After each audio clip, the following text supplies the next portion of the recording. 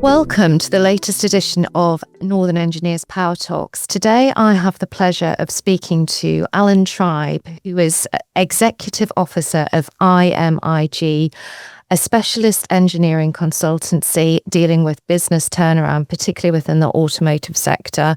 Welcome, Alun. Can I start by just asking you to give a brief overview of your company, what you do?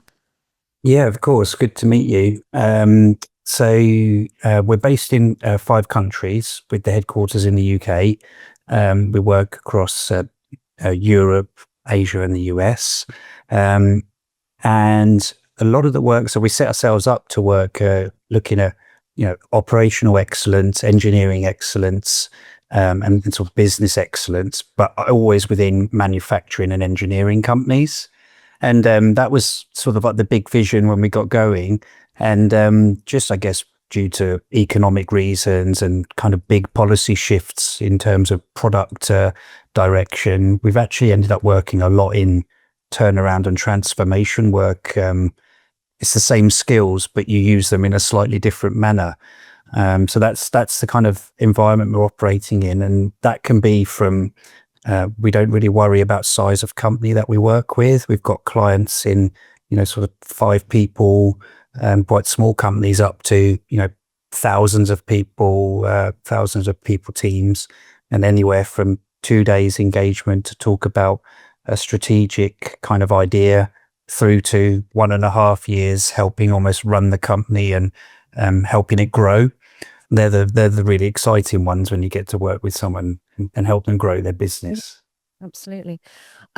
Just one of the key things I hear you deal with is digital disruption caused by cyber attacks, which is, increasingly, sadly, making the headlines with the likes of JLR, Land Rover, Marks and Spencer's being the 2 big ones that were most recently affected. How would you go about doing that? Is that about future-proofing? Yeah, definitely. So we don't really work on the software side of it itself. What we look at is where's technology being deployed within the business and making sure that you've got fail safes. So there's a lot, I think, in automotive, it's very common for people to have like a business disaster recovery plan. It's almost required by the standards. So if you don't have one, you can't even win the contracts. But most of the time it was built around, if you flood, if you have a power cut, if you have a storm, what do you do if you can't make product that day?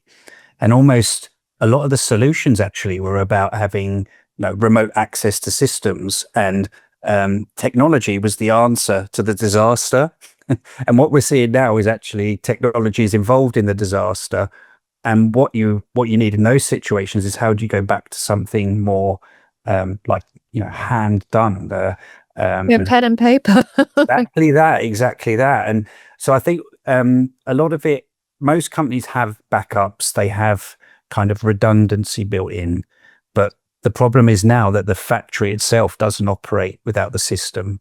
And a lot of the work we've done is working with companies to say, if you've got this problem, if we were to turn that system off today, what would you do? And going back through to how do you understand even what it starts with the order intake process. So if your customers provided you, most of the time it's like an EDI signal. So they're giving you their orders electronically. But there are ways to get that manually sent to you. So the first thing you've got to do is find out a way to get it sent to you manually. And that can be the challenge number one, because often, there's some pretty famous ones happened very recently in automotive. What involved? Dusting off the fax machine or? Yeah, literally, how can you receive it? Because most external companies won't even deal with you on email once you've had these attacks, because they don't want any breach. So you've really got to get down to how do I receive this data in fax is like semi-electronic in a way, but how do I receive data in that way? And then obviously some of these things are thousands of lines of orders. How do I now use people to start to process that and push that through the business? And it is like going back maybe 20 years for most companies in that scenario. That's been something that we're really focusing on now, and saying, not just having disaster recovery for the physical disaster, but what do we do about your system disaster? And it allows the, I guess, IT, for one of a better description, the IT engineers and experts to focus on that bit of the problem, rather than putting pressure on them because we've got to get the business running. It allows them to really fix the root cause of the issue and deal with it. And then the business can operate in a temporary manner, but still robust. You know, we did used to run factories really well before we had ERP systems. So it's getting people to remember and think back to that. And David, what way can AI, for instance, help with this transition? I think AI is probably going to struggle to protect you from that happening. But I think what we're seeing with AI is how we can use it to understand orders and trends more, with a bit more forethought. And if you've done that work with AI, because part of the problem is, these schedules are very complicated now. Most businesses have thousands of part numbers. You're receiving this information, and people don't have the time to sit there and analyze it. And we know that, again, even for the big OEMs, a lot of the schedules are based on like market analysis, or to a certain degree, kind of their own estimate of where they think their product will go. Yeah. So there's the AI is very good at looking at customer data in internal processing data, which could include scrap, for example, and processing time, and then the actual take at the end. And you can give it those 3 data sets, and it starts to be a bit smarter around, this is what you're actually likely to need to make against this type of schedule. And if you can get that information out, it will make you more efficient. It will drive down your kind of processing costs and your WIP cost. But also, if you can keep that data, if you would then have a disaster issue, like one of these cyber attacks, you've actually got a chance of saying, well, based on the latest kind of forecast that we made, this is the type of work we need to be doing. So it allows you to build with less risk, even if you're building without, building blind to a certain degree. So yeah, that links in really, really well to the future proofing dimension of it all, doesn't it? Yeah. So just to finish, Alan, what do you see as the key challenges and opportunities within the next, say, 5 years?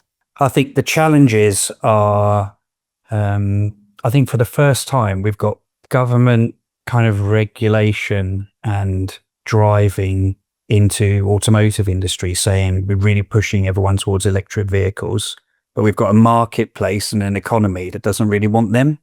So we've got, we've almost got like a false market being driven.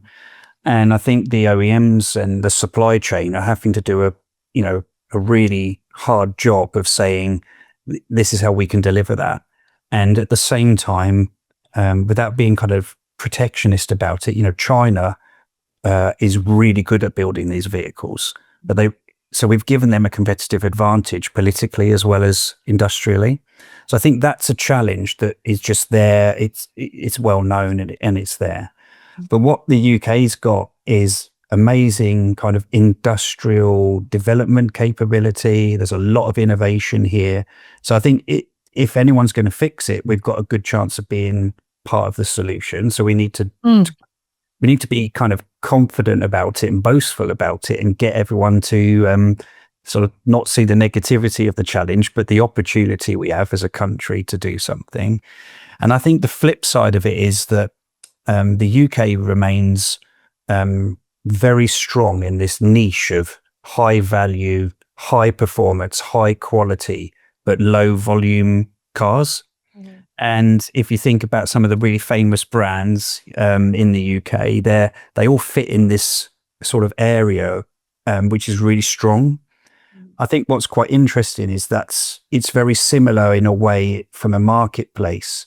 where we see growth in defense and like special technology sectors, where they do tend to be lower volume, higher value operations. And I think there's a chance where, as the demand increases on those, some of the companies that run in an automotive space today might see a way to spread the risk by transitioning into that type of field that they wouldn't have considered before. And I think that's the opportunity. It's going to need a lot of engineering kind of nous and experience to jump in on that. Yeah. And I think that's a chance for younger people, because I think everyone's searching for that, super qualified and experienced engineer for themselves. And we've got a bit of a, the feedback is that it's quite hard at the moment for some of the more recent graduates to get work and apprentices. But I think that the good thing they bring is they're really comfortable with new technology. So I think we need the companies to kind of buy into that and build a mix of experience of what it looks like when it goes wrong, plus this kind of new, completely unafraid to adapt to new technology people that we can throw at problems. Absolutely. Thank you. Thank you, Alan. It's been absolutely brilliant speaking to you, and good luck with it all. It sounds absolutely fascinating. And yeah, thank you. Thank you so much.